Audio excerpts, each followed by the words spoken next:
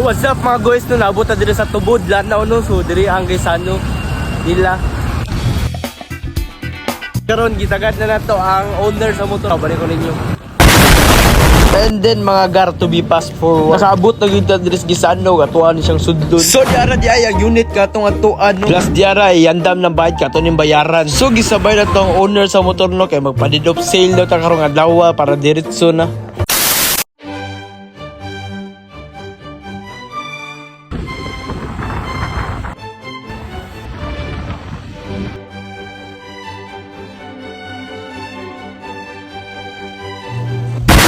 And then after na to magtubod Lanao guys, matik paghapon abot tag Iligan. And then mga 5 PM pasita padung Cagayan.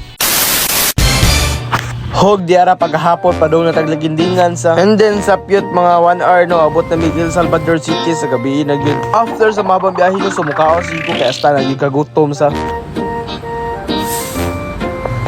And then pagkataod-taod no kay busog naman ta. Wala dagang langayan ba diretso na ta pauli Iligan. And after all that, dire ta man ng videos. It's me the Maroon Vlog. See you next video.